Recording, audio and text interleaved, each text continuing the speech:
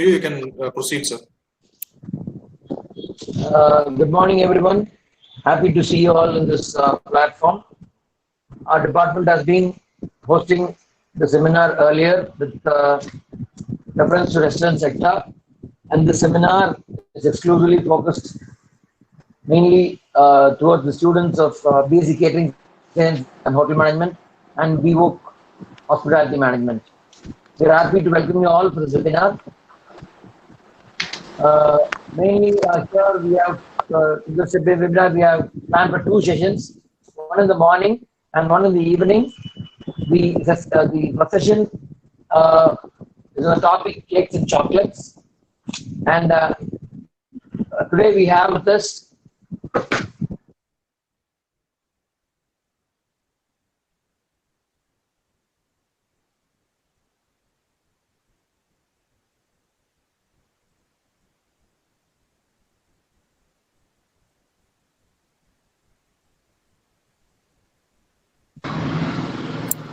Sir, Sudhar, sir, are you there?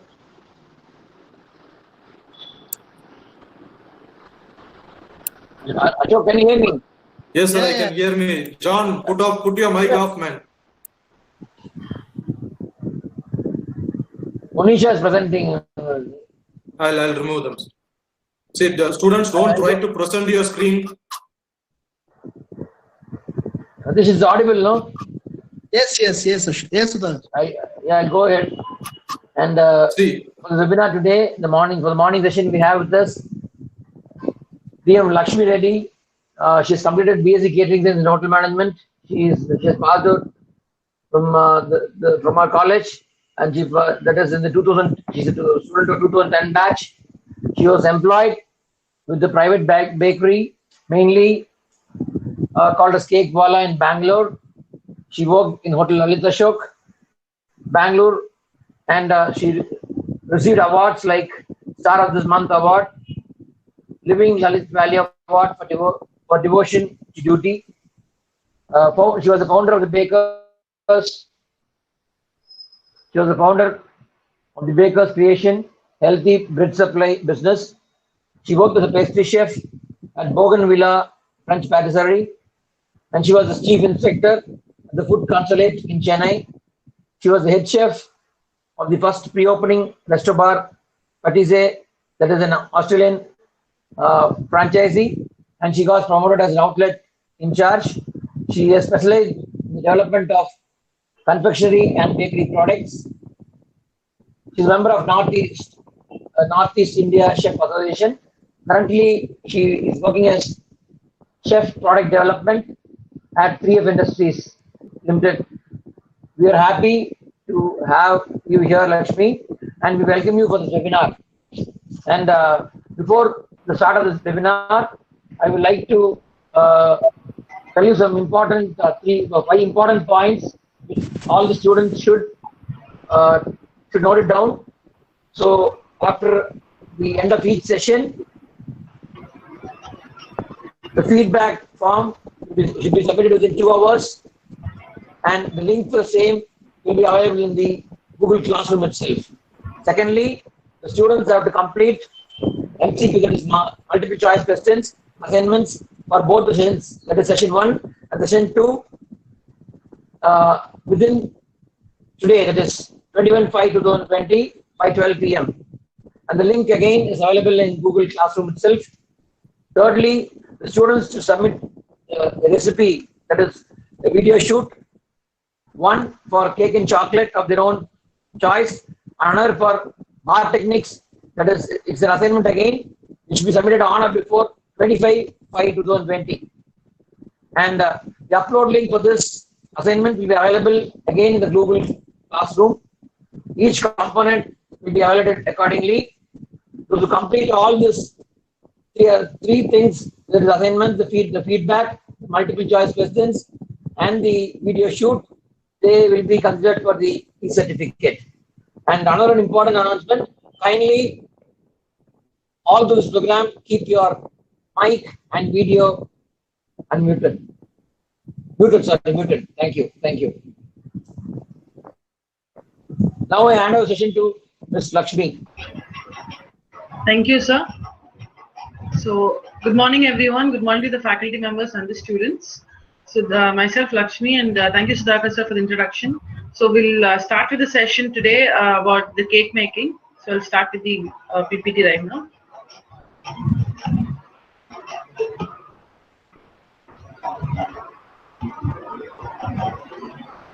So we'll be talking about the cake making and different parts of it. This is what you'll be learning in today's section. It's about the role of ingredients that that includes in cake making and the equipments and the different methods of making cakes and different textures for different why that has happened, and the recipes as well as the question and answer session. So the first thing is the role of ingredients in cake making. So you'll need to understand what every ingredient plays in the during making a cake. So the first thing is flour, which is the main ingredient of the cake. So if you want a gluten-free thing, the flour will be substituted with the gluten-free mixture such as almond powder or any millet powder or something. So the flour mainly holds a structure of it's a reasonable structure of the cake. The fat holds all the ingredients together, so it's more like a binding agent along with the egg. And the sugar generally gives a good taste, and also caramel. The texture that you get, the crust that you get on top, is because of the sugar, the caramelization of the sugar. And then the eggs generally coagulate during the baking, and it helps in giving the shape of the mold. All right, and liquids generally add tenderness and also sometimes flavor. And salt adds flavor, and it also helps in the weight of the cake. And the leavening agents such as baking powder, baking soda, it all helps in increasing volume of the cake. Something called as cake formula is very important. The cake formula is nothing but accurate measurements of liquid, measurements of ingredients to be followed in the recipe. So if you have a good cake formula, you'll have a good cake. So this you'll come to know in the coming slides. We'll come to know better about it. So the equipments that we generally use in cake baking are all over here. The first one is a sieve that you generally need to understand. It's very important to sieve all the dry ingredients together for combining mixture and also to make it very light. So it's very important to use a sieve. And the second one is the measuring spoons and the normal spoons that you use for mixing and measuring. So measuring is baking is something like a science, right? So baking also takes a lot of effort, and it's all about skill. It's very easy. So if you have the correct measurements and you follow the correct cake formula, your baking is very easy. So the product comes out really well. So these are some of the equipments that we'll be needing in the session that we're going to talk about today, and the different methods of preparing cakes. Hello, sir, am I audible, sir? Yes, ma, you're audible, no problem. Yes, you're audible. Okay, sir. So we'll be talking about different methods of preparing cakes. The first one is the rub-in method. So I have attached a video and some images from reference to the internet, so it will be more understanding to you. So the first one is called as the rub-in method. So rub-in method, the different cakes that you get is the rock buns, the tea breads, the apple cakes, and the fruit cakes, where this texture is little dry and a little harder compared to the other different methods because it has a lesser fat content. And the second one is the creaming method, where the pound cake, the Victoria sandwich cake, the Christmas cakes, and the fairy cakes all come under this category, where you beat the fat and the sugar together. So this gives you a completely fluffy and aerated kind of a cake. And the third one is the whisking method, also known as the whipping method. So it's all the liquids, that's the eggs, which is whisked with the sugar, and then you make it a cake. So it's very airy in texture, it's very light comparatively. And then comes the melting method, in which you make the chocolate brownies, the gingerbreads, and all these kind of things, where generally this melting method tend to be a heavier kind of a cake and very rich and pricey, because there's a lot of texture, there's a lot of liquid involved in this, and the batter of this compared to the other three are very liquidy in consistency. Right. First, we are going to talk about the rub-in method. For cakes that do not have any large amount of fat compared to flour, that is the fat content in this recipes are less than half or half of the weight of the flour. So it's very important that you understand the ingredients differences from fat to flour, because each texture, the texture will completely depend on the recipe in different things and different methods. And any cake recipes with more than half the amount of fat for flour would use another method of making, as it would be too sticky to handle. Right. So how do we exactly do rub-in method is mentioned over here. First, the flour is sieved. Right. The fat, it can either be margarine or butter, is cut into chunks, and using the fingertips, that is just the fingertips, not the palm, because palm tends to be really warm compared to the fingertips, and it tends to melt your butter or the margarine generally. So using the fingertips, it is dubbed into the flour to form crumbs. All right, crumbs in the sense it will be more like a breadcrumbs. It will not be really soft. And then sugar or any optional ingredients are added before the eggs. So first, the fat and the flour are mixed together. The fat coats the flour completely. All right, and then the sugar is added later. The sugar, it can be either brown sugar or any powdered sugar, and any form of sugar that is. And later, the liquids that such as eggs or milk or cream, anything that can be added that form that combines the crumbs together. It's more like a binding agent. Okay, why is the rubbing method different from others? Is because the rubbing method generally coats the flour, so the gluten strands is in control. It doesn't form a stretchy dough like a bread or something where the gluten develops. It's down the gluten formation. So that's why the rubbing method is a little different compared to the normal cake, the normal other method. So there's a small recipe, a small demonstration, this one of how to make raw cakes. So you can see that there is 200 grams of flour that is taken for again 100 grams of butter. So you can just note down this recipe. All right.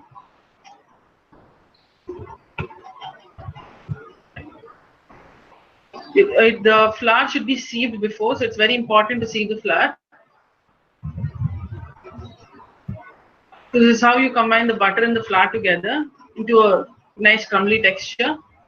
Now you're adding, they're adding the brown sugar. It can either be white or powdered sugar also. So after that is combined, the liquids are being added. So now we have the raisins or any fruits that comes to matter, the sultanas. With mixing well, it forms into a nice dough. And then the shape can be in any ways. Generally, log cakes are known for its shapes. So it's a very uneven shape. So when it bakes, it looks like a rock. But when you break it, it's quite dry and it's more like a soft cookie. It's something like that, the rock cakes.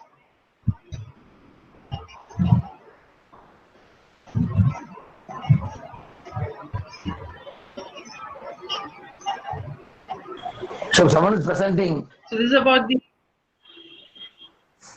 Yes, sir. Yes, sir. I just removed them, sir. No problem. Okay. Carry on, Lakshmi. Okay, sir. So next we'll be talking about the creaming method.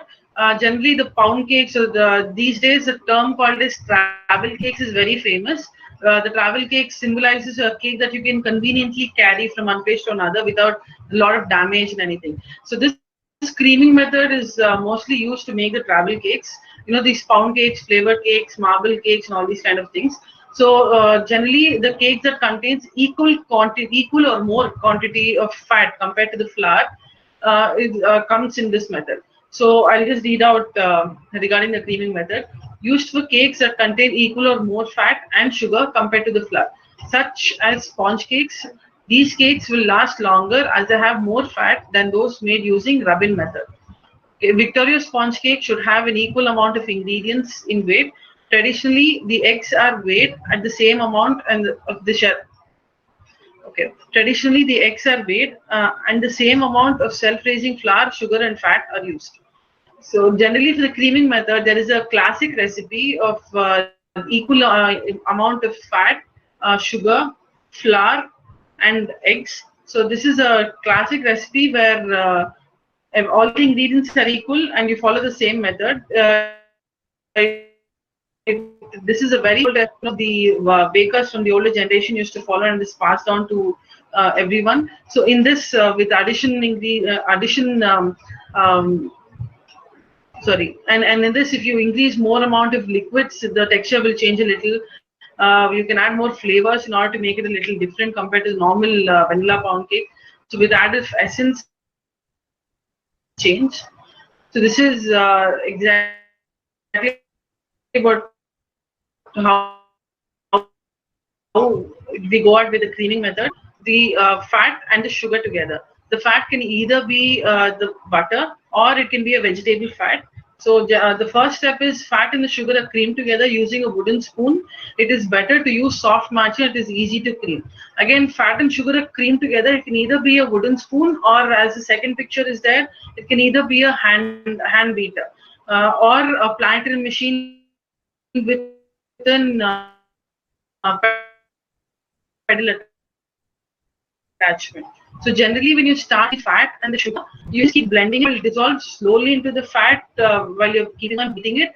But you'll have to just make sure that the sugar are smaller granule, like castor sugar or breakfast sugar are easily, it can be creamed easily and faster compared to the granulated sugar. So the amount of time that takes also will depend on the sugar that you're using for this thing. And like I said, castor sugar has smaller crystals than granulated. It mixes faster compared to the granulated sugar. Right? The creaming method. The eggs are then added. So the third step is after the fat and the sugar are creamed well, the eggs will be added later to the mixture one by one. What generally happens is when you add eggs more than one at a time, it will start to curdle. So when the mixture curdles, the finishing of it will not be good, because when the mixture curdles, the mixing of cream, the melting of the sugar will be a little difficult, or it will delay, or sometimes it will not even melt properly because of that texture. So you'll have to make sure that the eggs are in room temperature and added one by one. Because if the eggs are cold, the cold substance will harden the butter or the fat what we're using. So in order to prevent the curdling of it, eggs is preferred to be at room temperature and added one by one at a time and mixed well before the second one are added. Right? The egg should be at room temperature. This aerates the mixture also, yes. And at this stage, there's a risk of curdling. And if this happens, add a little bit of any dry ingredients such as your flour or any other ingredient that you're using, like a wheat flour, almond powder, anything, so that it helps in getting the creaminess back.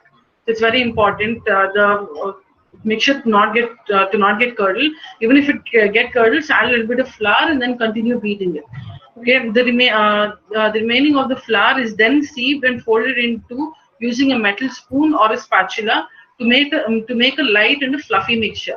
You'll just have to understand that the sieving of the flour or any dry ingredients is very important, because if you have a lot of dry ingredients like flour and the baking powder, baking soda, salt and everything, you'll have to make sure that everything mixes well along with the flour, and any lumps or any foreign particle inside it will avoid it or taken back when you sieve it.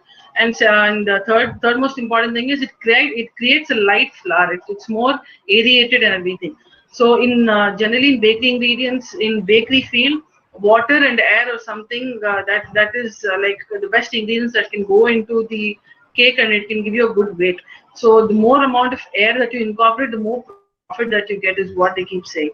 So the more you sieve your weight and your excellent room temperature, the more aeration it gets, and it'll be very easy for you to work with your cake batter, and the cake also comes out really good.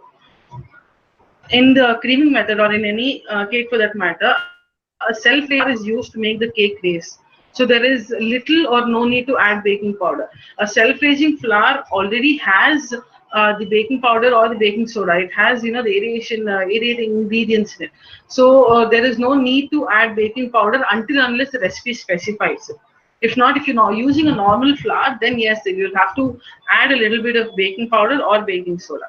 Flavoring such as cocoa powder can be added to the mixture, but you'll have to understand that if you're doing a vanilla cake and also you want to do a chocolate cake, if you're adding cocoa powder, the amount of cocoa powder that you're adding should be deducted. Like for example, for 1 kilo of batter, you're adding 40 grams of cocoa powder. So 40 grams of flour should be lessened in the flour. So it should be around 960 grams of flour and then the 40 grams of cocoa powder. That's how you should balance your recipes. Because if the dry ingredients become more, then the cake will become more dry. You'll not have the cake formula properly. So that's the reason. These cakes are generally cooked at lower temperature, that's around 180 degrees Celsius to be more specific. And different if it's a gas mug, then it is gas 4 for around 20 to 25 minutes. So it even takes more compared to the size of your mold. So the time every time that you see time being specified in the recipe, make sure you keep it for lesser time than that. If required, you can bake more, but if you over bake it in the start, then there's nothing you can do later. So make sure of the time, that depending on the mold size, the time will vary from 15 minutes to 40 minutes, depending on the size of the cake that you do. There's a small demonstration of how a pound cake is made.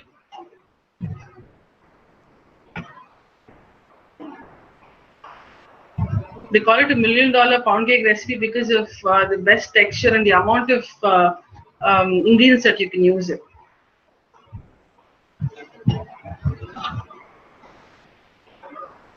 So you can see that the fat and the sugar are first being added and mixed well. Later, eggs are added little by little, and later the flour and milk is to tenderize, to give more tenderness to the cake. All right, and milk and the flour is added in first the flour and then the milk and then the flour, so that it combines well. So the essence is a choice of arts. If you're making an orange cake or something, you can use orange zest as well as orange essence. That's how we do it. And for the pans, you can either use these, or you right now you get a lot of travel cake molds that also can be done. It's also called as a bun cake mold. So when you press it and take it out, very important this is, when you put a toothpick and take it out after baking, you have to make sure that it's cooked completely so that the toothpick comes out clean.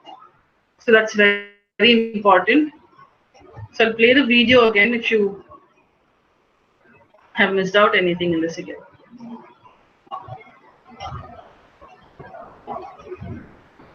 So this is the ingredients that is being used. 1 pound of butter and 3 cups of sugar, and 6 large eggs, 4 cups of all-purpose flour, and 3/4 cup milk, 1 teaspoon almond extract, and 1 teaspoon vanilla extract.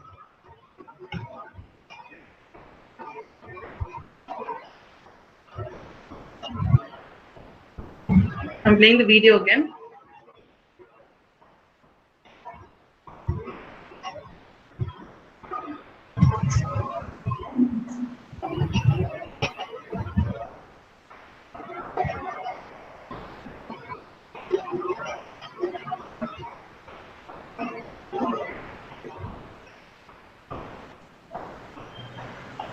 Hello? Yes. The video is not visible, Lakshmi. Video is not visible, sir. No. Just a minute, sir. Ashok, is it Lakshmi, visible? no, sir. Lakshmi, just switch your screen. In the present now button, no, you can switch the screen. Yeah. You can select a window. You can select a window where you can where you have a video.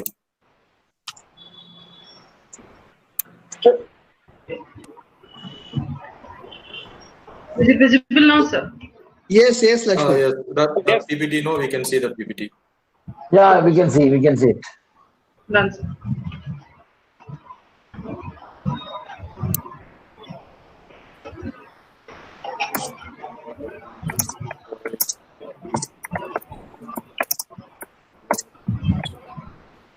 In some recipes, they use only egg whites or egg yolks. Egg whites generally has the protein called as, the albumin, so it helps in aerating more compared to the whole eggs, and gives you a very light and nice airy texture. The egg yolks give a very good flavor, and also the texture of the cake to be more dense and rich. So different recipes specified for different part of the eggs. So this pound cake is a normal recipe where the whole eggs are used, and equal quantity of flour, butter, sugar, and eggs in general. 300 degrees Celsius, 300 degree Fahrenheit, not the Celsius. So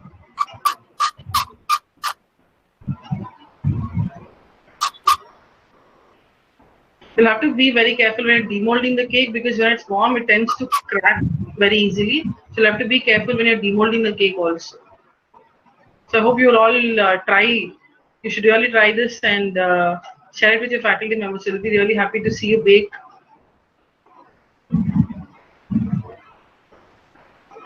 So next we'll be talking about the melting method. I'm sure a lot of people love brownie with ice cream, so it's very easy to make, and it is a dessert that you can gift it to any of your friends or family, and they'll easily forgive you for whatever you've made. So this process is very easy and is a little different from the other methods. So generally, this method, how we'll talk about this method, saying they use less time other than the other methods, and these cake often improve in flavor if kept a little while before eating. It becomes more moist. It's like I told you earlier, melting method is a very rich ingredient. This is a very rich recipe where it has a lot of ingredients in it, and obviously we generally keep it for a day or two before we taste it, because the flavor of it matures a lot. So you'll have a very good mouth feel, and the flavoring, everything. You'll feel really good about eating it 2 days after compared to the same day. So this fat or this fat and sugar are melted in a pan and poured into the other ingredients.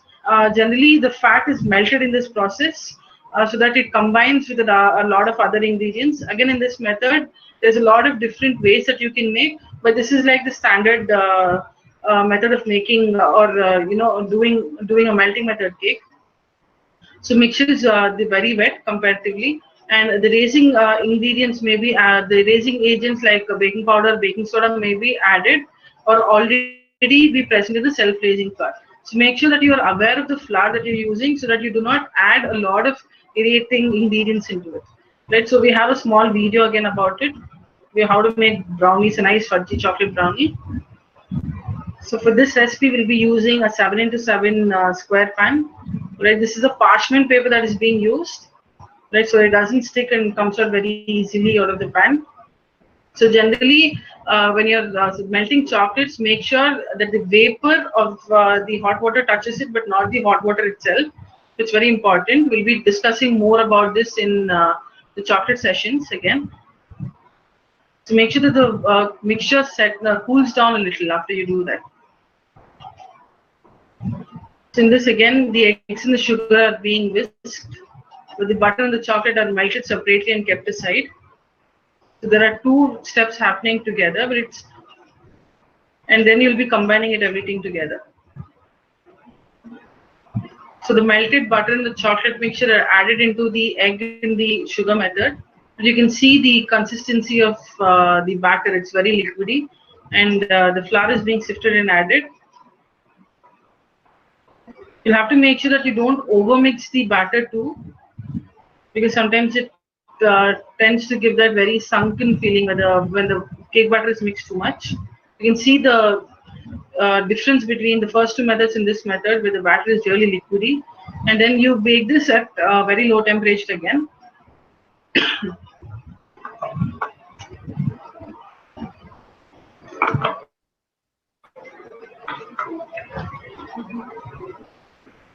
It is because of the amount of liquidness in this thing, you can see that the texture of this is more moist compared to the other two methods. Right. So we'll be talking about the whisking method. You must have tasted a lot of birthday cakes and Swiss rolls that you get a lot in Coimbatore. So when I was there, we used to go for this honey cake and everything. That's all made by this method called as the whisking method. So generally, this method is by whisking the eggs and the sugar generally. Okay, this is also called as whipping method. So used to making light sponge cakes like the birthday cakes that all we eat. This type of cake does not contain any fat, so does not keep well. So the shelf life of this, the shelf life of any cake for that matter, will depend on how we make it and how much of fat is into it. Because fat generally increases the shelf life. It doesn't allow the moisture or anything, to get spoiled, get the flour spoiled and everything. So when there is no fat, you'll have to make sure that you're keeping the cake not more than 2 days. It should be consumed. It is best if it's consumed the same day or one day. So that way. Eggs and the sugar are mixed together using an electrical hand whisk or a whisk in a planetary machine until they're very fluffy. So you'll have to make sure that when you add the eggs and the sugar, you whisk it really well until it's really frothy and fluffy. Okay, and then the flour is sieved and folded gently. So in this, if you can see, there is only eggs, there is sugar, and there is flour. Then ideally this must be done at a little time to prevent the pockets of the flour forming. Self-raising flour can be used to make sponge lighter. Okay, what exactly does this mean is when you're folding, when the eggs and the sugar beat, there's a lot of aeration that happens, like the air bubbles are trapped inside. That's how the volume increases when you beat the eggs and the sugar. So when you're adding the flour, you'll have to make sure that you see the flour and you add it little by little, so that the aeration of that batter doesn't come down. So like if you break the aeration, hello. Lakshmi, Yes, sir. sorry to interrupt. Yes, You sir. just stop present and again continue presenting your screen. Somebody All right, unknowingly they were present their screen. I'll do it again. So you just stop and present again, please. Sure. Sorry to interrupt. No issues, sir. No issues. Is the screen present, sir? Yes, Lakshmi. I can see your screen, please. So the flour. So we're talking about the whisking method. So when you actually beat the eggs and the sugar, there's a lot of air pockets that is created in the mixture. So when you add the flour and you keep mixing it, the air bubbles tend to break. And yes, a certain amount of air bubbles should break, and that's how the mixing happens. But if you overmix it, the batter will become dense. Will not have that soft. That airy texture kind of a thing. So you'll have to, so that mixing thing will come while you keep preparing. It is all about the experience and your practice of doing it. You do once or twice wrong. If you don't do wrong, that means you're not learning. So when you make a mistake, do not get scared of it. It's like you're learning something on how not to do things. So it's a good thing. That's a good way to start. And so when you keep mixing the flour into the aerated batter, make sure that you do it without breaking a lot of bubbles and slowly, and this will determine the softness of your cake very much. And this generally is baked for a higher temperature for very little amount of time, like for 200 degrees Celsius for around just 10 to 12 minutes. If you bake cake for a very long time, it tends to become really dry and crumbly. But these whisking method, the sponges are to be folded, and it should be very flexible. So higher temperature for little time will help you to retain the moisture inside and bake, because these sponges are very thin compared to the pound cakes and the other recipes that we've made. Okay. So whisking method, we'll discuss about the different types of things also. It is also called as whipping method and is usually used for sponges, egg whites for meringue, and pavlova cakes, angel cakes, and for chiffon products. So in the whisking method, we have seen a recipe. We're going to see a recipe where we use whole eggs. But there are other sponges that are made, like the Jacon sponge, like the angel cake and everything. You generally you take the egg white of just the egg whites, and you add a little bit of sugar and form a meringue. Egg white and sugar beaten together is called as a meringue, and there are different types of meringue, the French and the Swiss. Apart from that, when you take a meringue and then you fold any of the flavorings of the flour into it, it tends to be a very fluffy and a light sponge. So the image that is being showed over here is also called as an angel sponge. So it is a very rich sponge made of this meringue and the flour. All right. So in this, it is a very light cake. So when you press it, it's more like a sponge. It just goes in and then comes back out. That is all the air, in the meringue that forms this kind of a lightness. So meringue cakes and everything are a little technical compared to the normal egg white, the normal whole egg cakes. So this again, if you keep practicing, you'll come to know more about this. There's a small video on how to make a chocolate Swiss roll.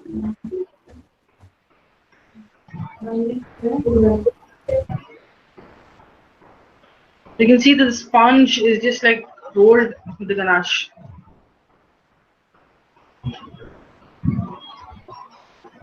So all the dry ingredients are mixed and then it should be sieved again. You can see in this the whole eggs and the sugar are being whipped until fluffy. And a little bit of oil is added. Oil can also be added in the end of the thing, because the quantity is very less. I've added it right now. Another flour mixture is being added. This is again a very liquidy batter. So after the cake is baked, you can see there's not much of fluff or radiation inside this, but the cake batter is really soft and things. So you'll have to make sure that you roll the cake when it's warm, because if it dries, if you keep it outside in the heat, generally the moisture tends to escape and becomes dry a lot. So you'll have to just roll the cakes when it's a little warm, so there is no breakage or anything. Now what they're making is called as a chocolate ganache.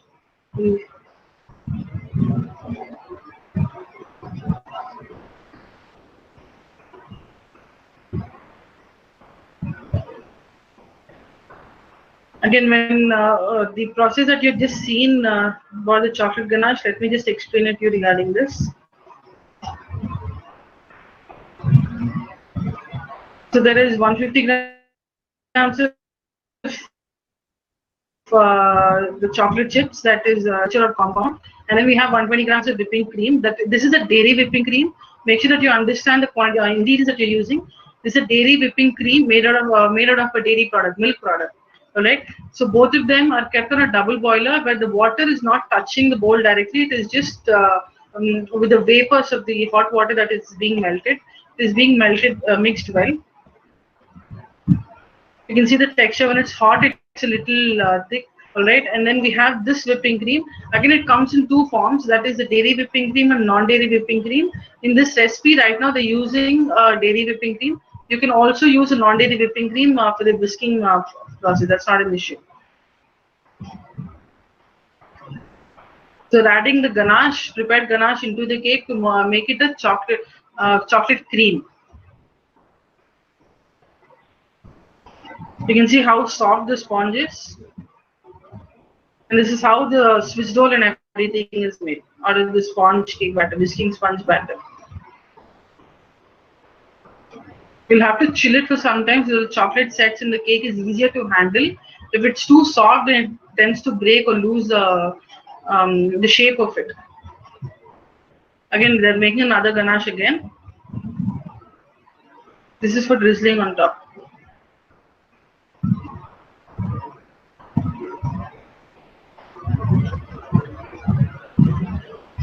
So I'll be sharing the videos and everything with the faculty, so you can also get to know about the recipes again. You can watch it again. So we'll be understanding about the faults of the cake when we bake it. That is when you start to learn, like I said earlier. So the cake has risen to peak and it's cracked. Why does it happen? That's because the oven temperature is too high, causing the mixture to rise rapidly to a peak and then overcooks. Alright, so temperature, the images that I've showed you, the first is of the whisking method and the second is of the pound cake. You'll have to make sure that the oven temperature is set right. Depending on the mold, you'll have to work on the temperature. And too much mixture for the size of the tin, yes, it happens. Placing the cake on too high a shelf in the oven. Generally what happens is where you place your cake also matters a lot. If you place it just on the top of the most top of the shelf, it tends to overcook because there's a lot of heat in the oven. We are always going to preheat our oven before we make a cake. There's a lot of heat already over there. So when a lot of heat touches the top of the cake, it generally tends to cook too fast, and the insides are not cooked, so it'll just come out cracking. So that's why this happens. And the cake is sunken in the middle. What is wrong? It's like undercooking by the wrong temperature or cooking time. It's like we've cooked it for a very long time. And too much sugar or syrup can cause the gluten to over soften and collapse, and too much raising agents causing the gluten to overstretch and collapse. So adding a lot of baking powder and baking soda necessarily will not give you a very fluffy cake. This also happens. And opening the oven door before the gluten is set, and this results, when you open the oven door just before 20 minutes, you put the cake inside. This generally tends to happen because the oven bloom happens in the first 25 minutes if the cake is big in quantity. So when you open the oven door, it generally doesn't, it just cracks in between. So because of the heaviness, it just like the cold air catches it and just sinks back again. Then the cake has risen unevenly. This is very common in is because the trays are bent, or there is the one side of the oven of heat is really cold or not. Sometimes when the cake doesn't go wrong, it is not our fault. It is also maybe because of the oven that we're using or the trays that we keep in. You'll have to see all these things. So the more you bake or the more you practice anything, you'll come to know about where exactly the mistakes are happening, and you'll be more prepared for everything. That's why practice is very important, right? The oven shelf is not in level, or the cake mixture was placed too close to the source of heat, which has caused it to raise too quickly on one side. So this is a normal thing that happens in bakeries. And cake has hard or sugary crust. The sugar is too coarse and does not dissolve in time. So that is when this happens. Like when the mixture gets curdles, this thing tends to happen a lot. Too much sugar has been used. Yes, when we add too much of sugar, also it tends to caramelize too much and forms a really dark crust. And cake, why is the cake dry generally? Because cake is baked for too long. If you think baking for too long will give you a soft cake, in some cases yes, but in cases of dense cakes, no, because the moisture will all be evaporating if you keep heating too long. So it will result in a very dry cake. And too little liquids are being used. Generally, if you bake a cake and you think it's too dry, you can also add liquid, right? And too much chemical raising ingredients are used. Yes, this happens when we use a lot of baking powder and baking soda. It generally tends to absorb a lot of moisture in it, which results in getting the cake dry. So your cake formula is very important to maintain, and that is a science where you add correct amount of ingredients, you will get a correct result. If not, some things like this will happen where you can correct in the next time, right? And cake has a heavy, dense texture. That is, a mixture curdles and did not retain enough air. Alright, the oven temperature is too low, or cake not cooked long enough. When the cake is not cooked long enough, it always tends to have a heavy, dense texture, and overbeating of mixture when adding flour or liquid causing loss of air, and too much of liquid in the mixture, or too little raising agents used. So that's what I was telling about. The cake formula is very important where you follow all these things. And then the fruits has sunken to the bottom. Pieces of the fruits were too large or too heavy. Generally, when you're adding fruits into the cake, make sure that you dust it with flour and add it in the end. So the fruits will get distributed everywhere and it will not just sink. Alright, fruits was not dusted with flour before being added to the mixture, or cake mixture was overbeaten or was too wet, so it did not hold the fruits in place. Yes, when we add these fruits for the creaming method, the fruits tend to distribute evenly everywhere. But the same thing when we add it for the whipping method and everything, it tends to sink down because the batter is too liquidy compared to the creaming method. That's the reason. The oven temperature was too low. The mixture melted before it could not hold the fruit in place. It happens a lot of times. This one, you'll have to make sure that the oven is preheated to a proper temperature required and not lesser than that, because this tends to happen. Right. So this is some recipe of a fatless sponge that I would like you to try. So you can just copy down the recipe, and the procedure is given over here. So in this, you'll be requiring soft flour. Soft flour is nothing but the normal flour that we get. Or even if you have an all-purpose flour, it can also be substituted for the same amount of grams, so that's not a problem. So we have caster sugar. If you don't get caster sugar, not an issue. Yes, sir. Lakshmi, sorry to interrupt. Hello? Somebody presented their screen. You just, as I said earlier, just stop presenting and again present your screen. All right, sir. Fine. We got it. Please enlarge your screen. Go to presentation view. Fine. Good. Thank you. Okay. So we have these fatless sponge. So this is the whisking method again. All right. So we have caster sugar. If you don't have caster sugar, that's not an issue. You can also use the granulated sugar. And we have the eggs, 150 grams here. If you see the quantity of all the ingredients the same, this is like a basic level of fattening sponge where you can make the birthday cakes or the sponge cake for the Swiss roll in the same way. This is my Swiss roll recipe. So you beat the eggs in the sugar until the sugar dissolves and is really fluffy. You get a pale yellow color when you keep beating it, and then you add in the flour and mix until combined. So make sure that you don't overmix the flour, and you'll have to always sieve the flour before you add it into the mixture. And this you can put it on a tray or on a cake ring as per your convenience. And this again is just for 200 degrees Celsius. if you're putting it on a tray, make sure that it's not for more than 15 minutes, or when you touch it, the cake will bounce back until then. If not, if you're doing it in a cake mold, then yes, for 25 to 30 minutes. Okay. To test whether done, press the center of the sponge, which should be firm. Like when you press it, it should go in and then come back again. But it's still inside, that means the cake is not done. But make sure that you don't press in every sides of the cake, just one part, so that the cake doesn't get disturbed everywhere. And this is the very important points. Any of the method you prefer, for chocolate sponge, substitute 20% of the flour with unsweetened cocoa powder. And for almond sponge, substitute 20% of the flour with almond powder. So if you're adding, if you want to make a chocolate flavor of this, so 20% of this should be taken and taken from the flour, and 20% of the flour weight of cocoa powder to be added. So, excuse me. So that's how we generally specify the cake. So just note down the recipe. I'll give you another recipe.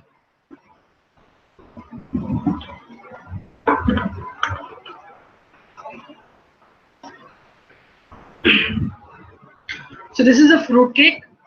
So we in this, it is more of a creaming method that we use. All right. So we have sugar, butter, eggs. Preferably the eggs should be a little medium size or a big size. Where the weight of eggs is around 50 grams each. And then we have baking powder, or this is 1 teaspoon, that comes up to 3 to 5 grams almost, 5 grams precisely. And then we have flour, and we have vanilla essence.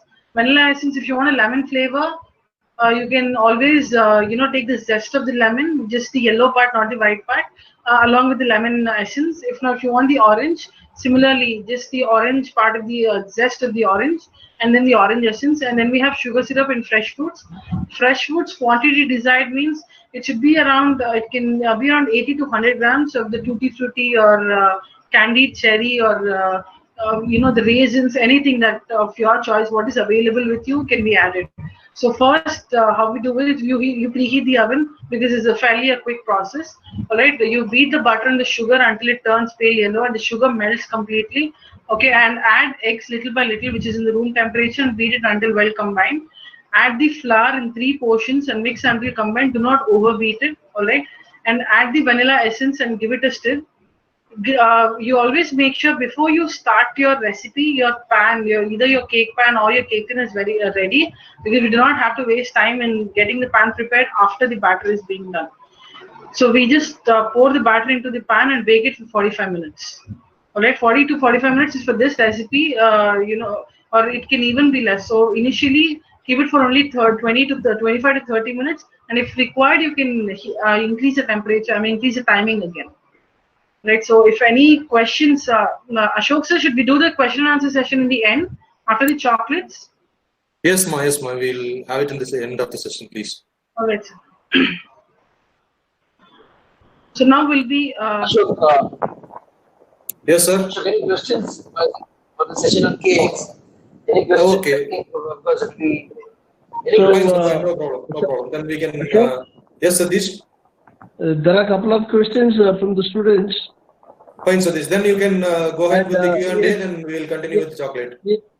Yes, Lakshmi, I have a couple of questions they have asked through chat. Maybe if they want to ask you directly, also they can ask later. The questions are, what is the major difference between the cakes with eggs and without eggs?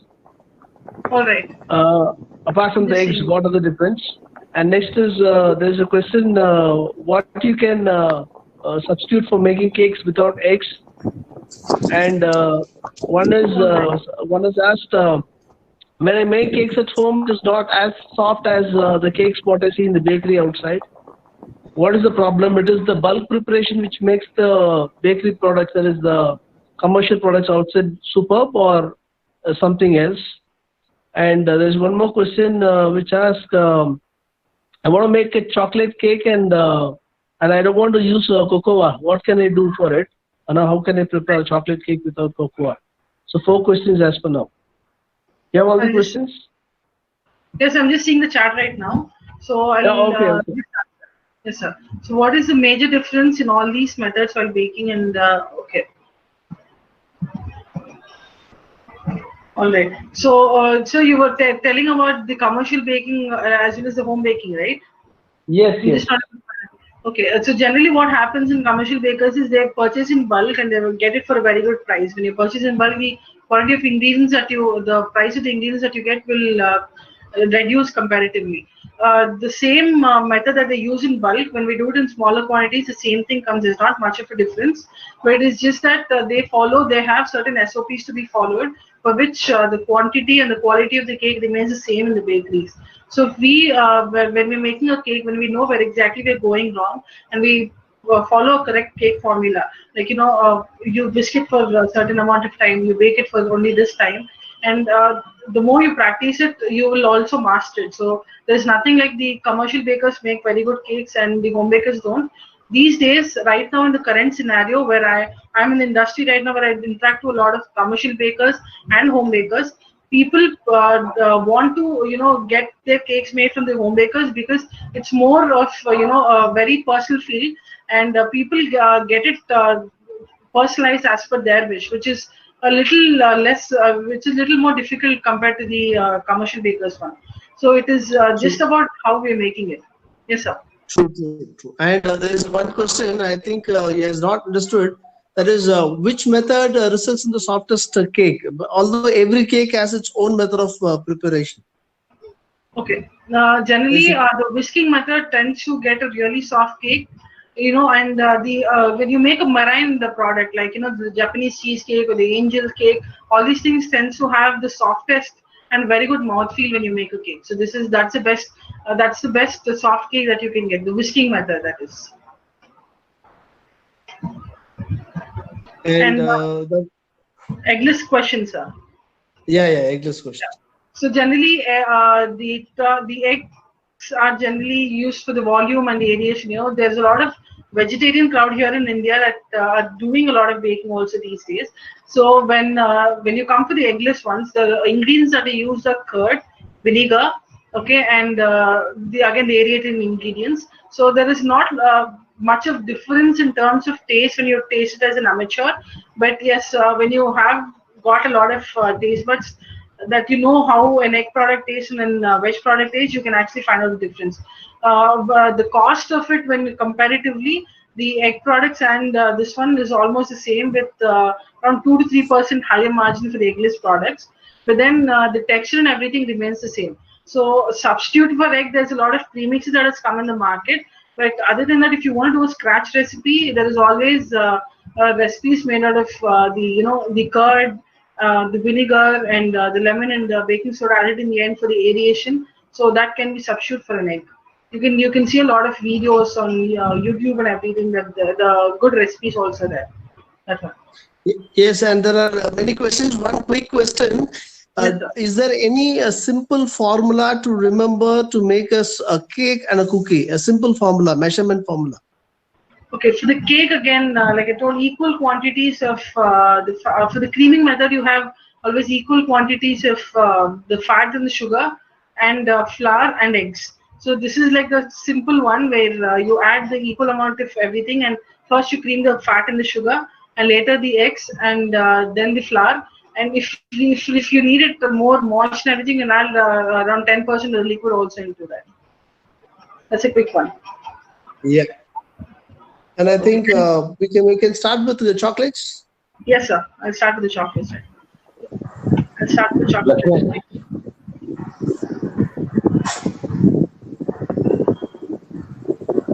I think we are around 1 hour. 1 hour. So I'll try to wind it up quick, sir. Yeah. No, it's okay. You can carry on. No problem. You can carry on. No problem. So we'll be learning about chocolates. This is like my favorite session. This is what my forte is in chocolates. So we'll be learning about the world perfect addition. Okay. So in this, we'll be learning about the history of chocolates, cultivation, and the process from bean to bar, and the homemade thing. I have small videos on how to do the chocolates from bean to bar method. Right. So first, the history of chocolate. It is believed that the chocolate was a gift from gods, and the seed has so much value that it was used as a form of currency. So initially, when the cocoa was all invented, they used to use it as a currency, form of currency, like how we trade money. That's how they should trade cocoa beans initially. That was the value of the cocoa beans. Okay, it was only originally prepared only as a drinks, where only the kings and the elite people could drink it. But later, once it came to Europe and everything, they started adding sugar and made it more sweeter. And once it came to the France and every other places, they started commercially selling it to the common people. So there's a lot of history involved in it. Initially, it was just a bitter frothy liquid, and now it is like this. It's a product that everyone eats for mostly all the occasions, like when you're happy, when you're sad, for a festival, for a birthday. So these kind of occasions, the chocolate has become like a must thing. So like I explained before, after its arrival to Europe, sugar was added to it and became popular throughout the society, first among the ruling class and then among the common people. Right. So this is a small description on how the chocolate came from the 4th century till date. You can just have a glance of it.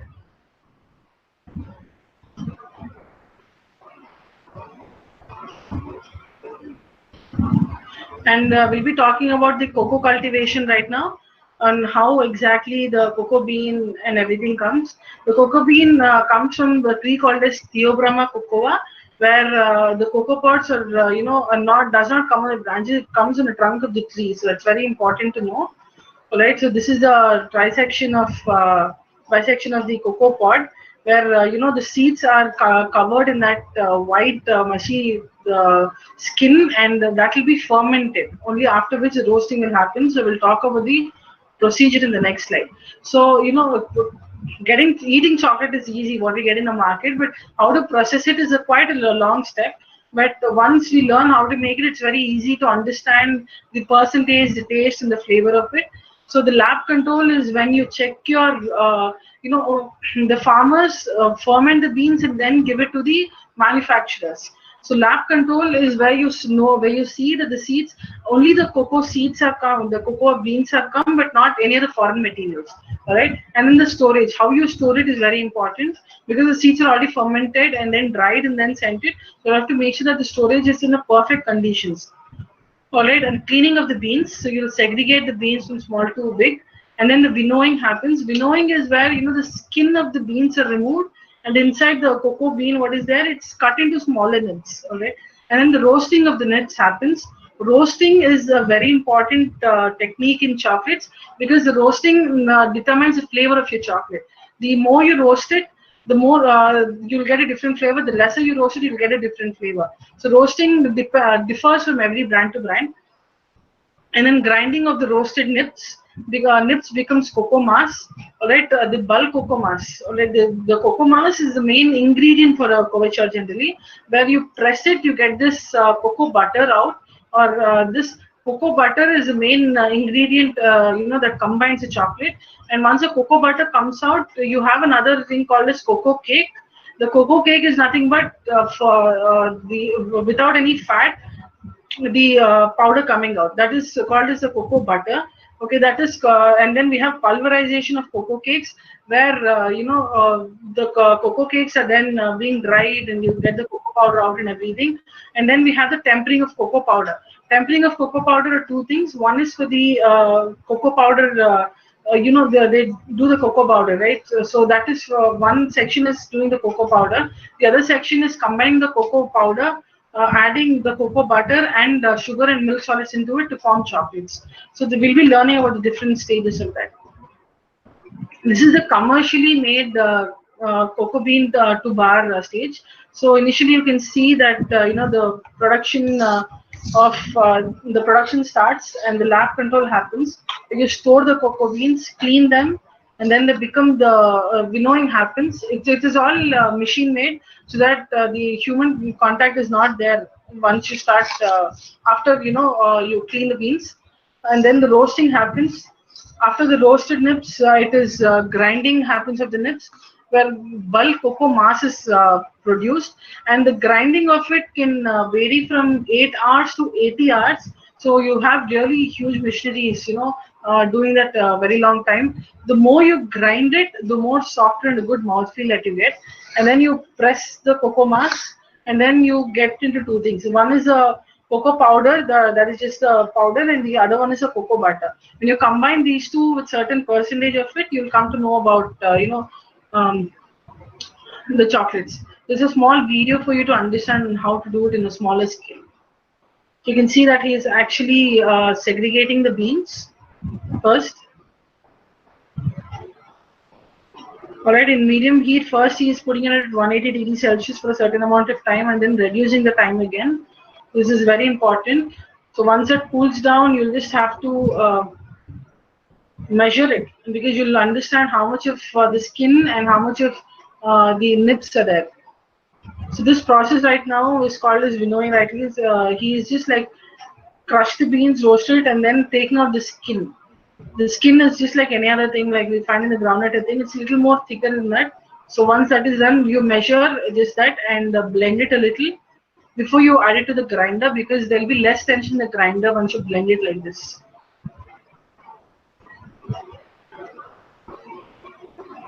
You keep mixing. So this process happens from 8 hours to 80 hours, and there is sugar, and there is milk solids, and sometimes even vanilla powder can be added if necessary. So different chocolatiers have different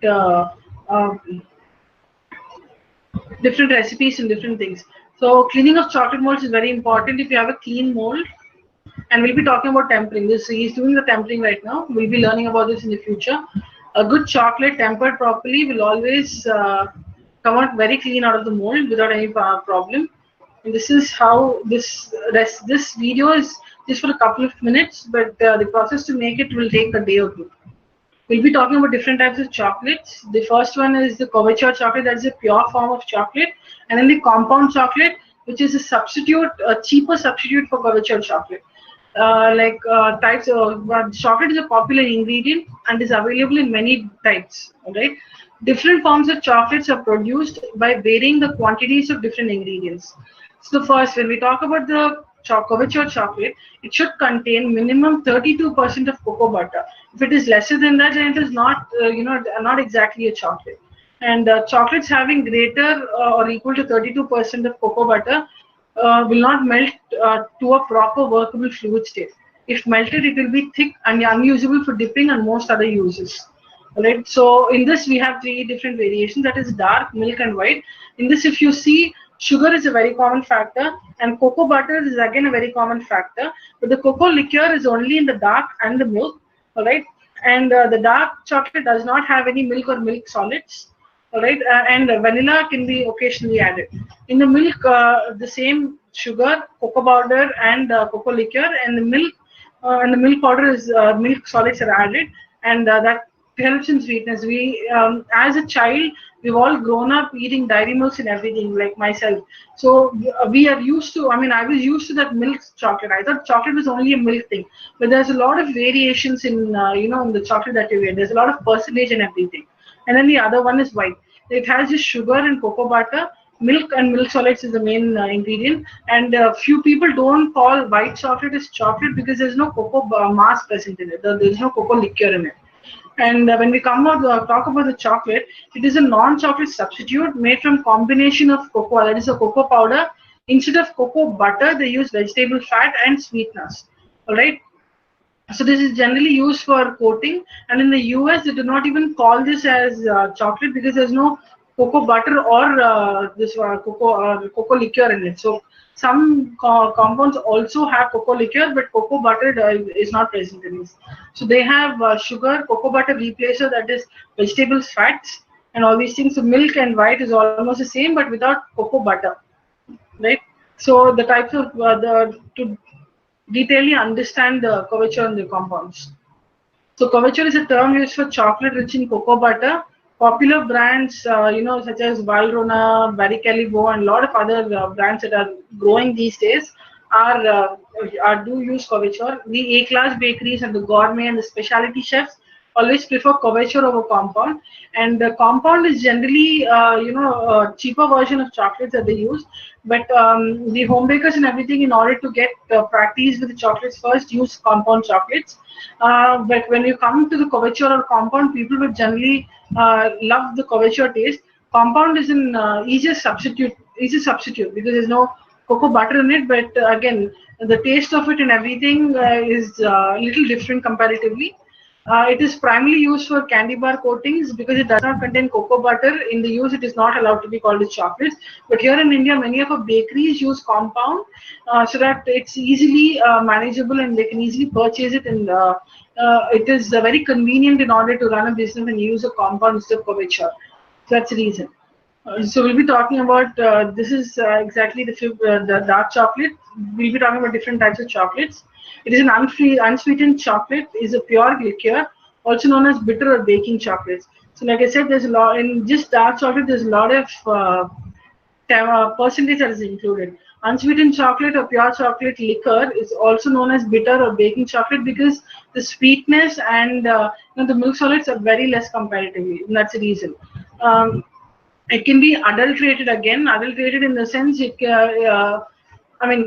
is an unadulterated chocolate. It can be adulterated by adding, instead of this, we can add, and not exactly adulterated. We can we can make it as a compound chocolate by removing the cocoa butter and just adding a lot of fat into it and adding more sugar into it. But again, the processings of it are completely different and will vary from company to company. Okay, dark chocolate is a chocolate without milk, and it is sometimes called as plain chocolate. Right, the US government calls it sweet chocolate and requires a 15% concentration of cocoa liqueur. European rules specify to a minimum of 35% cocoa liqueur. So every country, for example, if you see the European countries like the French or the Spain, people take their chocolates very easily. Very seriously. Like they have certain standards. So when you're marketing or distributing chocolates, you'll have to make sure the percentage of the value of the cocoa liqueur matches to that of this rules. If not, you cannot sell saying it's a chocolate. Right, the milk chocolate, which are very much used over here in India, the palates of Indians are generally of the sweeter too, that is the milk chocolate, not the dark or not the white. Most of them prefer milk chocolates, and the dark chocolates. Recently, in the past 2 years, people are getting to know about how exactly the chocolates are and the bitter chocolate, the advantages of them and everything. So milk chocolate is chocolate with milk powder or condensed milk added. So condensed milk is very less, but milk solids is where they use a lot of it. Again, the regulations of US requires 10%, whereas European requires 25% of cocoa solids. And generally, milk solids also, they say that when you mix the dark and the white, you get a combination of milk chocolates, which just tastes almost the same. Right? And we'll be talking about the white chocolate. Chocolate made with cocoa butter, sugar, and milk. Like we saw, the ingredients is called as white chocolate. It does not contain any non-fat ingredients. Like it's mostly the fat ingredients that combine a white chocolate. The cocoa bean has therefore an off-white color. So it is not pure white. They say there's an off-white color. That's how the white chocolate generally stays. All right. So it is a mild and a pleasant flavor and can be used to make chocolate mousses, panna cottas, and other desserts, and also the homemade chocolates. And the tempering of chocolates. When you use pure chocolate and it is very important to temper. Like you have a lot of ingredients in it, like the cocoa butter, the cocoa mass, and the milk solids. Everything melts and sets at a different temperature. You'll have to make sure that the tempering is important. We'll be talking about tempering in more detail in the other slides. So there are two classic ways of doing the tempering method. One is the tabling method. The second is the seeding method. Tabling is you heat your chocolate to a certain temperature and put it on the marble, 3/4 of it, and temper it, until it comes down. So initially you heat it to 45 the whole chocolate. If you're using around 1 kilo of chocolate, you heat it to 45 degrees to 46 degrees Celsius, and then you transfer 70% of it and on the marble, and then just start tempering it. All right. Once the chocolate comes down to 28 degrees Celsius, now you add it back to the chocolate and mix it. And you have to get a temperature about 31 degrees Celsius, which is important, so that when you keep so after that, when you work on it, the chocolate will have a good snap and it'll have a very good mouthfeel, and it does not melt easily when you do it. So if it's below 31 or 30 degrees Celsius, you just have to heat it a little until it comes to 31 degrees Celsius. And make sure if you go above 37, 36 or something, you'll have to do the tempering process all again, because all the crystals are not tempered properly. And the second process is called as seeding. where you stir the solid tempered chocolate into the melted chocolate. Okay, so we have a video about the seeding chocolate. We'll be seeing it soon. So with today's technology, we have a lot of machineries that is already available. So when we are doing it in a bulk kitchen and bulk chocolatiers, generally you have machineries to do the tempering. So it will save us time to do something else rather than working on the tabling or seeding temperatures. But most of the chefs these days follow the tempering curve. Right? So there is a small video on how to do tempering chocolates. Tempering is the process of heating chocolate, cooling it down, and then raising the temperature again. Simply put, tempering chocolate gives the finished product a nice glossy shine, a crisp snap when broken, and a pleasant texture or mouthfeel when eaten. Tempered chocolate also sets quickly and doesn't melt in your hands as soon as you touch it. Chocolate that has not been properly tempered takes a long time to harden. It can have a grainy texture and can develop unsightly white blemishes. These white blemishes generally happens in the tropical side of wherever the temperature is too high. When the chocolates are being tempered, set, and then sent, I'm sure most of you would have seen some white lines or dots like these over chocolates. That happens because it's melted and not tempered and set back again. It's melted at an uneven temperature. It's melted for too long and then sets on its own. So this generally happens, right? Oh. Tempering is the process of heating chocolate, cooling it down, and then raising the temperature again. Simply put, tempering chocolate gives the finished product a nice glossy shine, a crisp snap when broken, and a pleasant texture or mouthfeel when eaten. Tempered chocolate also sets quickly and doesn't melt in your hands as soon as you touch it. Chocolate that has not been properly tempered takes a long time to harden. It can have a grainy texture and can develop unsightly white blemishes through a process known as blooming. Chocolate contains fat known as cocoa butter. When cocoa butter solidifies, it can form various types of crystals that have different melting points. Only one of those crystals has the kind of characteristics we want. By tempering, we encourage the formation of this kind of crystal. While there are several methods for tempering chocolate, we'll be using the seeding method. When you purchase a chocolate bar at the store, it has already been tempered. By setting aside some of the tempered chocolate and introducing it into your melted chocolate, the fats in the melted chocolate are encouraged to form the same kind of crystals as those in the tempered chocolate. To temper chocolate, begin by chopping the solid chocolate into smaller pieces. Once you're finished chopping, place about 75% of the chocolate in a bowl. This is the chocolate that will be melted. The remaining 25% will be used to seed the melted chocolate. Chocolate can be melted in the microwave or using the double boiler method. Here we are using an improvised double boiler. Place about 1 inch of water in a saucepan and bring it to a simmer. Place the bowl of chocolate to be melted on top of the saucepan. The steam from the water will create indirect heat, so the chocolate won't get too hot and burn. Use care to avoid getting water into the melted chocolate, as this will cause the chocolate to seize and be unstable. This can happen if your bowl is too small. Begin stirring the chocolate with a spatula.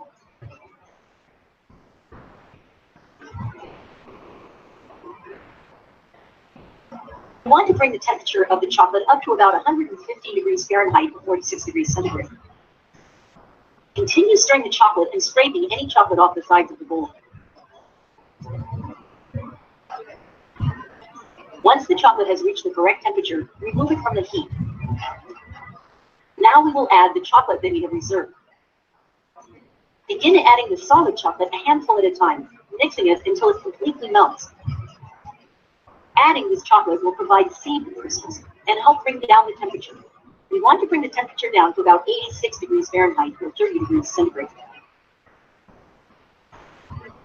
Continue this process until the chocolate has reached the correct temperature. By adding the chopped chocolate at the beginning and then adding larger chunks at the end, the smaller bits will melt and you can easily fish out the large chunks of chocolate if they haven't melted completely when the mass has reached the correct temperature. Now place the bowl back over the simmering water for just a few seconds.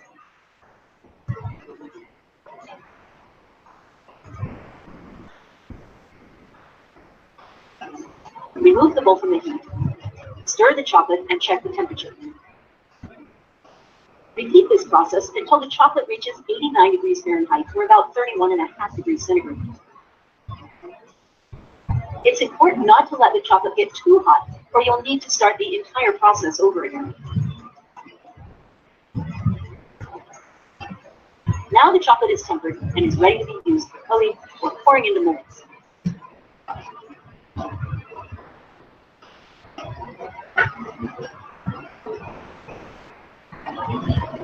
So I hope you all understood about the tempering of the chocolates. So we'll be also learning about how to store chocolates. Chocolate is it's very sensitive to temperature, and the temperature that it's ideal to store is around 15 to 17 degrees Celsius, not less than that, because the condensation happens if we store less than the 15 degrees Celsius. Why? Because you can already see if you have something in the fridge and you take it out to the normal the room temperature, the sweat starts to form. So it is not advisable for the sugar. The chocolate and water are not very good friends. Right? It doesn't combine well. So when a condensation happens, the shelf life and the finish of your chocolate will completely vary. That's the reason you'll have to make sure that your storage temperature for the chocolates are perfect. Right? And humidity again will affect the chocolate a lot, so you'll have to make sure that you cover your chocolate well, where the humidity in the air also doesn't affect too much of your chocolate. And humidity and heat are chocolate greatest enemies. Both can cause a bloom to appear on the surface. Like we were talking about the bloom, the white lines or the dots that you get are called as the fat bloom or the sugar bloom. That happens when the chocolate is not stored properly and it melts and sets at uneven temperatures. Okay, then chocolate should be stored away from other food as it can be absorbed in different aromas. Okay, chocolate again is a form of it's similar to the dairy products where it can absorb a lot of aromas when stored in with everything else. So you'll have to make sure it's stored in an airtight container preferably. And then chocolate should be stored in a dark place or protected from light by wrapping paper. Various types of blooming effect can occur if the chocolate is stored or served improperly. Alright, if refrigerated or frozen without containment, the chocolate can absorb enough moisture to cause a whitish discoloration, the result of fat or sugar crystals rising to the surface. Moving chocolates from one temperature extreme to another temperature extreme, such as moving it from the freezer to room temperature or chiller to room temperature all of a sudden, on a hot day can result in an oily texture. Although visually unappealing, and it will also, it will not be visually appealing. It will have very off-white color and the fat blooms and it will start to sweat and all those things. So it is very important, to know how to store your chocolates. And when you're making chocolates, molds are very important. So you'll have to make sure that you maintain good molds in order to get good chocolates. So we generally use polycarbonate molds, so the plastic molds as in the first one, the polycarbonate molds the second one, and then the silicone molds over here. So we'll just understand brief thing. I'll just explain you briefly about how to clean it. So generally when you have a plastic mold or polycarbonate mold, you wash it with hot water, and you can also contact the person that you purchase the mold on what chemicals or how much of the chemicals is supposed to be added, because mostly we do not need to add any soap or anything to clean the molds. Only hot water is sufficient. So dip it in hot water and last rinse it with the normal water, and then you take a cotton. Once the water drains off, you take a cotton, and either you have a rubbing alcohol that is not dangerous, or you have any whiskey or rum. You can just dip the cotton into the liquor and just start wiping it. Why we use an alcohol is because it evaporates after after some time, and also it allows to take out the dirt of the mold. So it's very important. That's how we generally clean our polycarbonate molds or the plastic molds. But for silicone molds, generally cotton tends to catch hold of the cotton tends to stick to the silicone molds. So we generally use either a kitchen cloth or something. So there's a small video on how to do that also.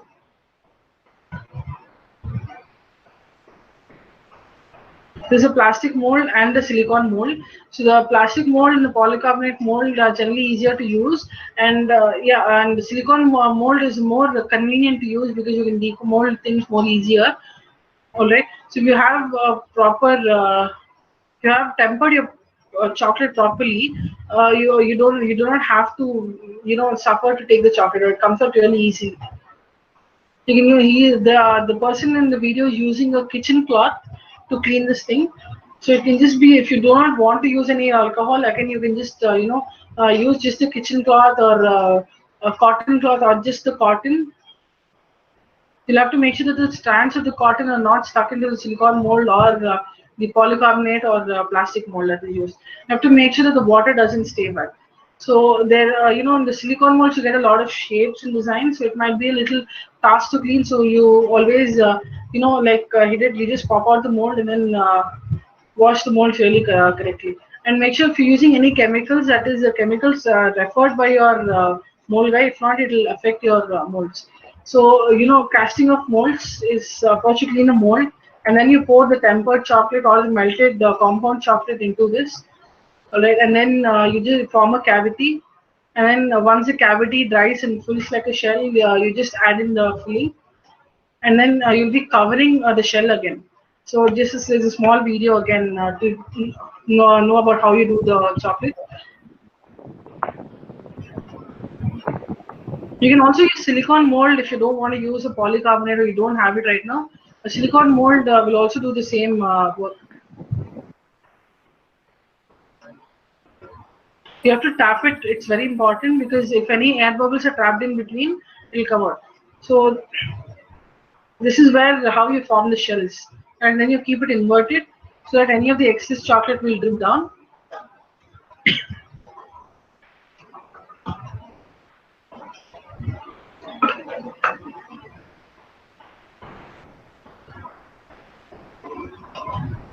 And the shells are all hardened right now, so they will be adding fillings into it. You can just fill the chocolates and just eat it the same way.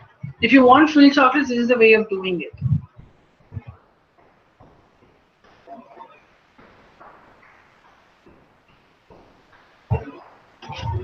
You can see that his hands are not touching any part of the chocolate or the ganache. It's very important that we maintain a proper hygiene, especially in crises of these. It's very important that food is made in clean and neat environments.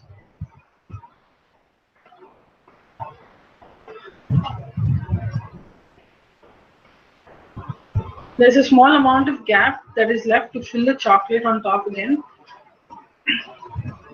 So it's chill for some time for the shell to form. Even if you don't keep it in the fridge, you have an AC room or a cool room, you can just leave it outside for some time and then just fill it.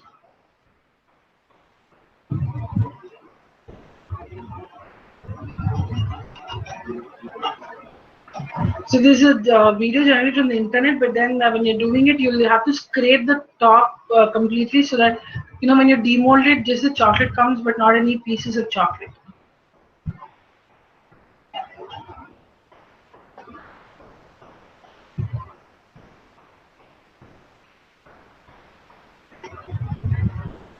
So handling chocolate, we have to just make sure that we use gloves instead of the bare hands, because generally the fingerprints and everything falls in the chocolate. So it's very important to use gloves when making. So we'll have a small video on how to prepare chocolate ganache. When I get away with chocolate ganache, I think the ingredients of chocolate is sweet, and this recipe will help you do just that. So it's a very creamy chocolate ganache. It's mostly a 1:1 ratio chocolate ganache where you can use it for different applications. So it's 1:2 ratio, this one is. So it's 1 part of cream, right, the dairy cream, and there's 2 parts of chocolate. As soon as you see it starting to bubble on the sides, immediately take it off the heat because you don't want it to get too wet. Place your chocolate chips into the hot tea and stir until no chocolate chunks remain. The cream doesn't have to boil necessarily until 80 degrees Celsius if you heat it, and then add the chocolate. You leave it for some time and then you mix it. It's easier to mix. If you're using it as a drink, let it cool and it's ready. If you're using it as a drink, set it aside. You can see when it's warm, it's a little hot, but when you set it out for some time, the consistencies are such. You can use it for cakes and filling chocolates. And we have another recipe of how to prepare the chocolate pudding. It's very easy, and we do it a lot at homes over here. It's quite easy with the ingredients that you have at home. It's very creamy and really nice. Again, 60 grams of dark chocolate. You can either use compound or just the couverture, whichever is available to you right now. The dry ingredients are all whisked together, and a little bit of milk to form, a kind of a paste is being done. So first a little bit of milk to form a paste, so all the lumps are baked, and then the remaining of the milk is added.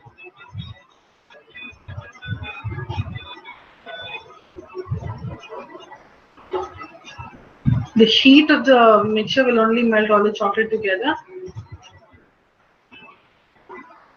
So when it's warm, if you add it to the glasses, it will form a correct shape, and you can level it also.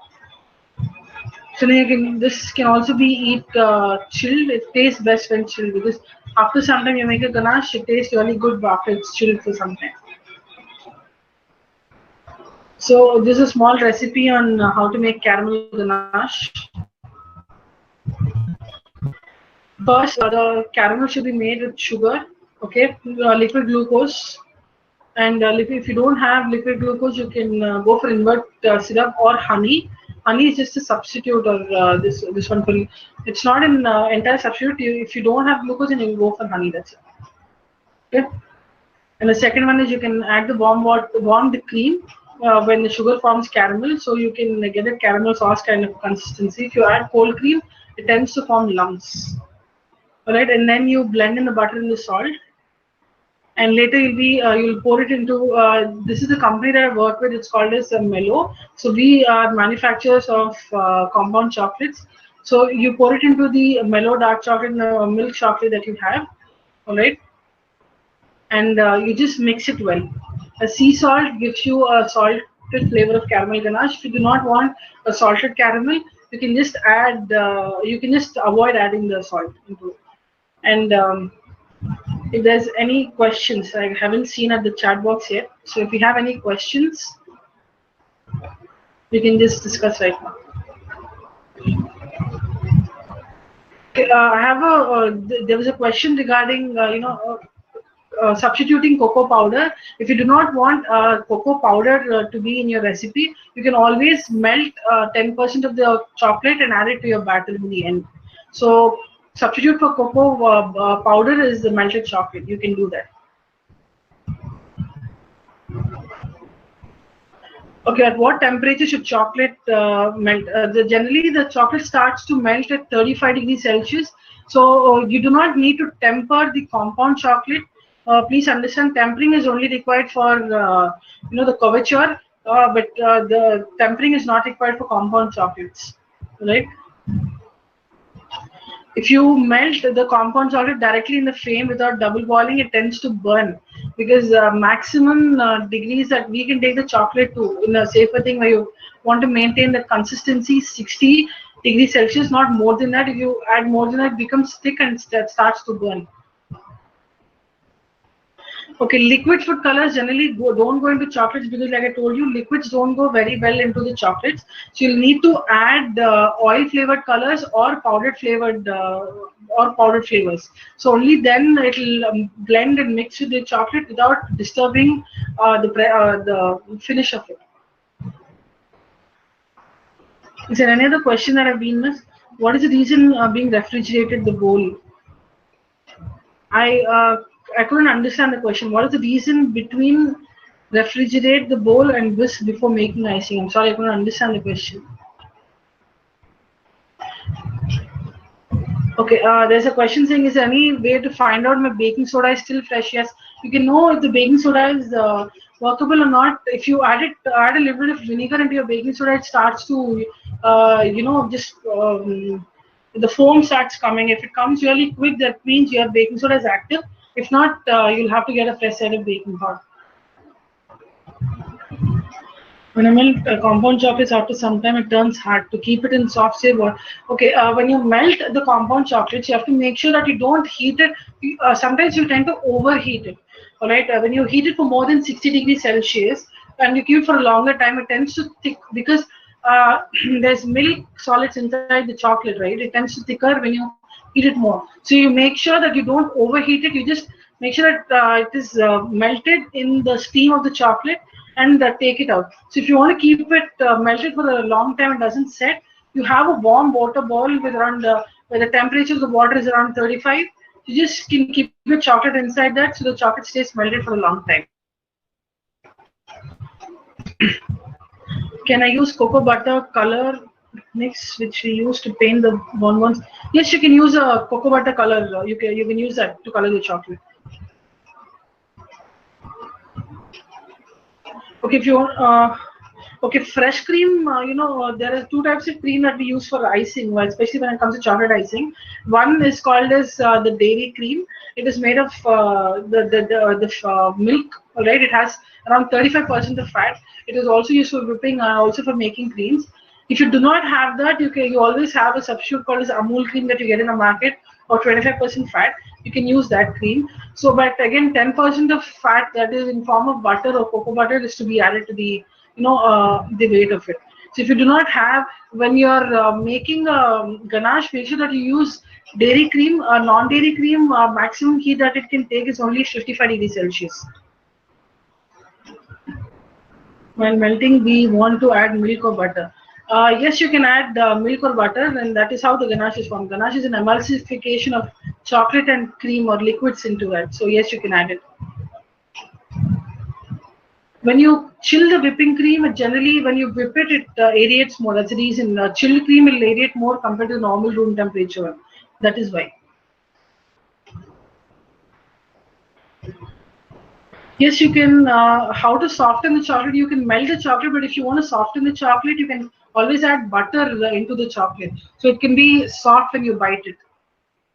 What kind of cream is used to crumb coat a cake before icing? There are a lot of different creams. Like you get whipping cream and you get buttercream. You get these cake creams. The ganache. A lot of creams can be used for crumb coating. It depends on what flavor you're making. What is the difference between normal chocolate and brownie cake?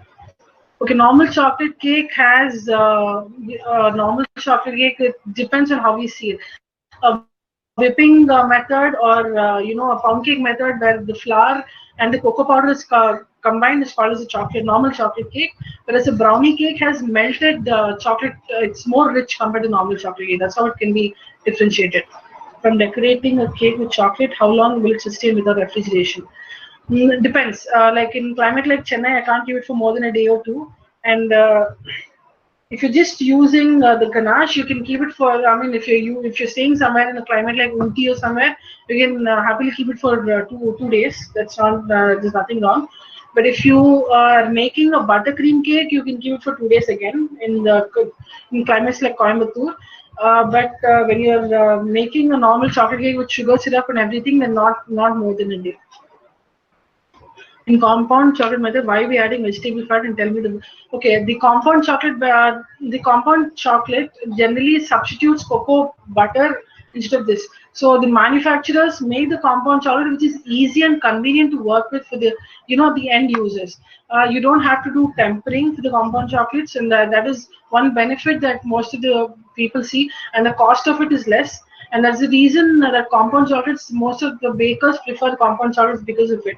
But when it comes to the taste or the authenticity of the chocolate, couverture is always recommended by the gourmet chefs in the European countries and everything. Which chocolate brand is better for making brownies? There's a lot of chocolate brands. So I work for a brand called as Mellow. So we have something called as Mellow Royal chocolate. So that gives you a very good mouthfeel. Again, you can. There's a lot of brands in the market. Depends on which brand suits you well. What about melting point of white chocolate? White chocolate melts slowly, but it sets really quick. So either be it dark milk or white, it's all starts to melt at 30 degrees Celsius. Don't race too much because there's a lot of heavy stuff in it. So make sure that you're not over beating your mixture. So once you start melting your butter and the chocolate together, and then you add it to the flour. So make sure that you're not over mixing the batter. Over mixing tends to sink down. So that might be one of the reasons why you're doing it. You recommend Calico Couture or any Indian brand like Sukil? See, again, like I said, every brand has its own uniqueness. So it all depends on what you like or what your customers are being like. If you want to go in an economical way, yes, compounds will work out better.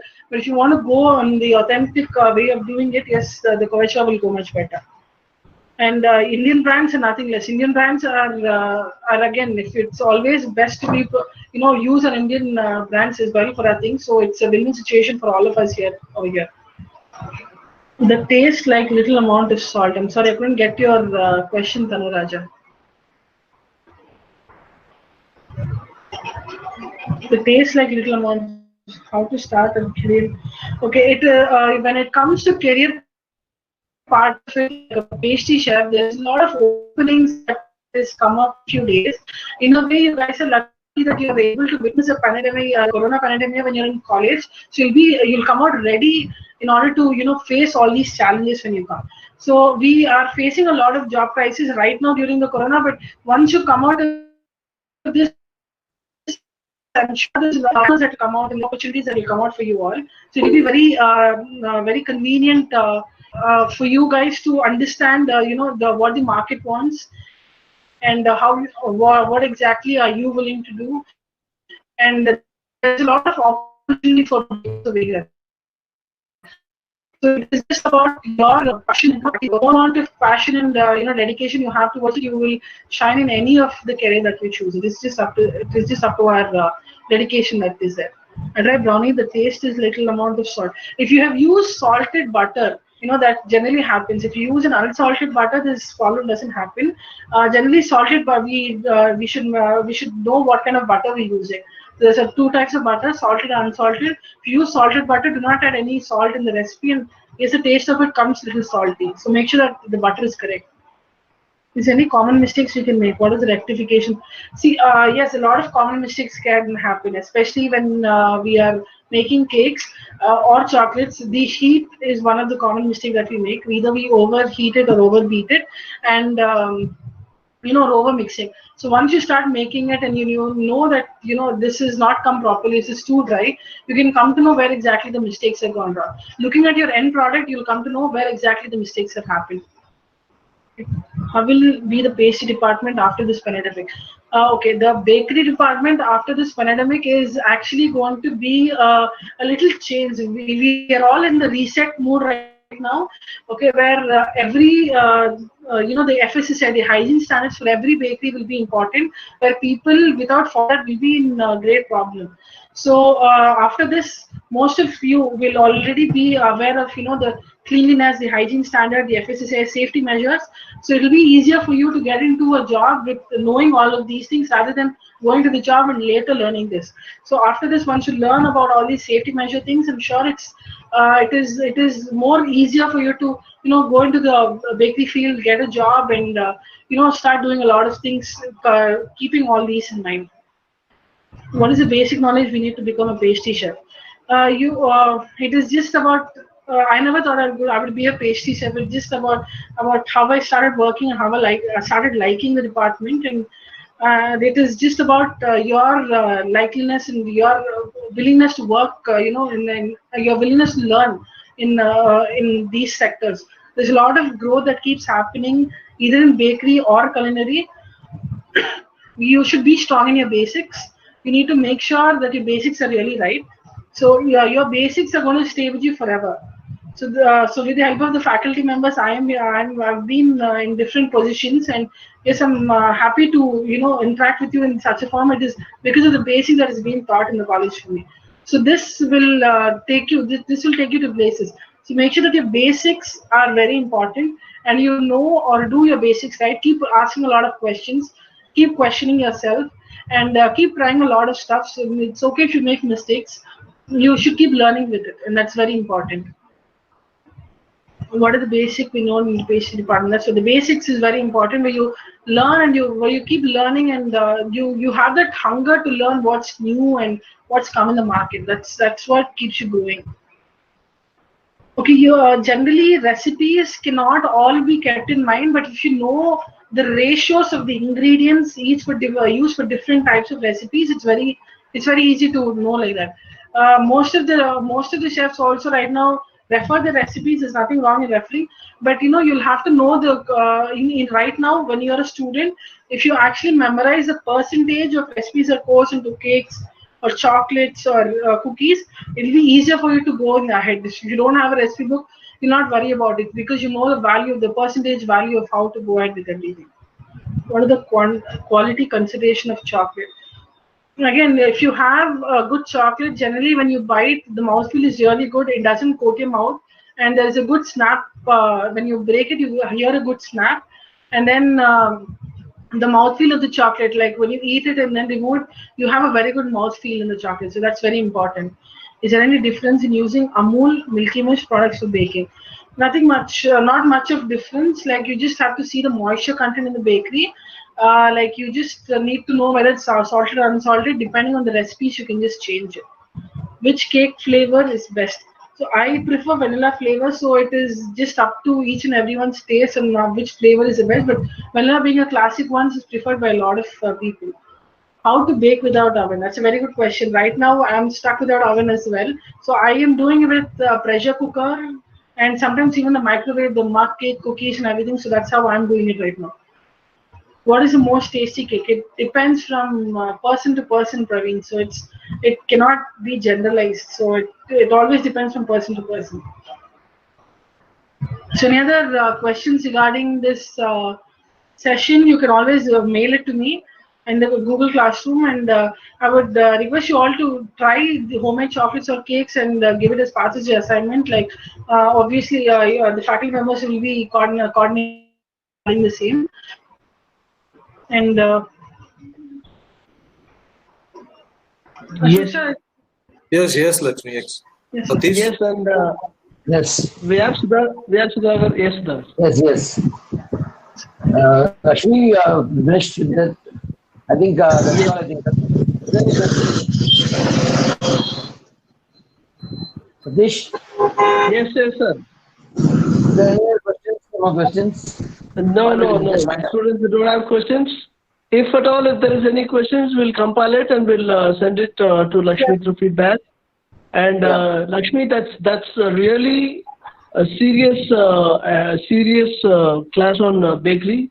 You have opened the minds of so many things in cakes as well as in chocolates. And hope this is a beautiful session for the students, and you can see with the responses what they're going to give it in the feedback in Google Classroom. Sure. Thank you so much, Lakshmi. I'll give it to Sudhakar. thank you, sir. Hello, Lakshmi. I think thank you, Lakshmi. Thank you. It was a wonderful presentation, Thank you. and definitely I hope each one of our students would have benefited from your presentation. And your presence widely on cakes and chocolate. You shared, of course, some valuable information with the students, and thank you for sharing a valuable time. The videos, the session, your presentation, the question session, I think almost you covered everything. So I think I thank at this junction. I'm very thankful to you, and also thank you so much. Thank you so much, Lakshmi. And then I thank all our students particularly for taking part in the session and interacting with you all this time. I think it's nearly 2 hours to us.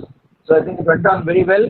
And at this time also I'd like to thank our secretary, principal and vice principal for the opportunity to us in this webinar. And also thank our faculty members for the continuous support. Thank you, Lakshmi. Thank you, Ananda. Thank you, sir. Thank you for the opportunity. Yes, sir. Yeah, thank you. It was nice and very much interactive. Yes, sir. Thank you, sir. Thank you. And then, that's it. Fish. We have anything from our faculties? Mani, Jagadish, Usha is there, Vasant is there.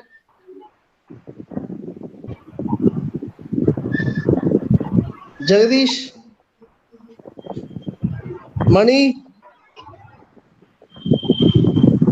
No one is there? Satish,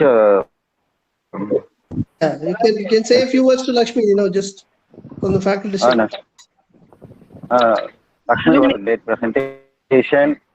Good, sir. Thank you. It was very interesting. Yes, thank you, sir.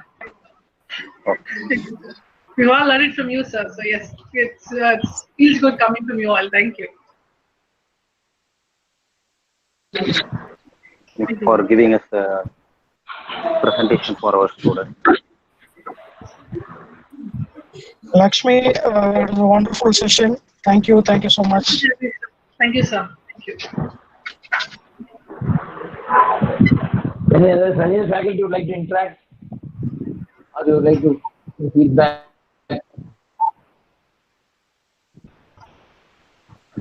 Hello?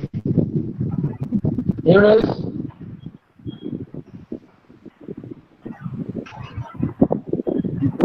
Ashok, I think we'll wind up. Yes, sir. Yes, sir. Yeah. So yes, sir. If there is nothing to discuss, then we shall wind up the session.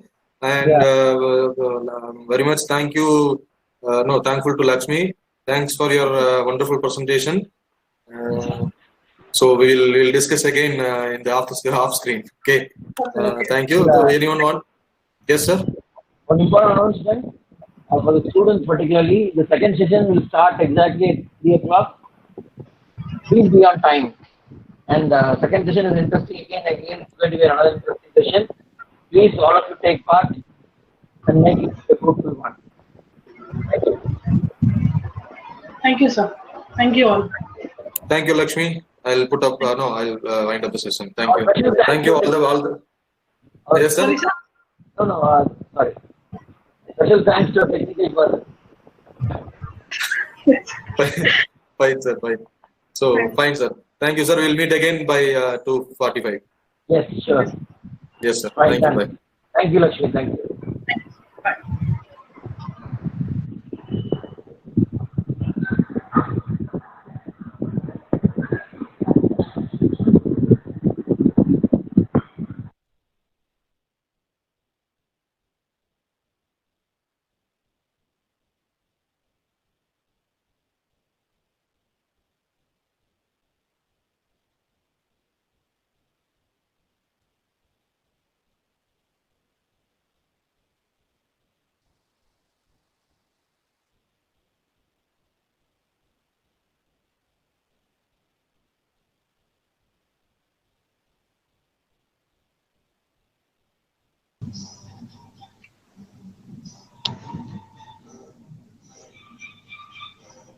Yes,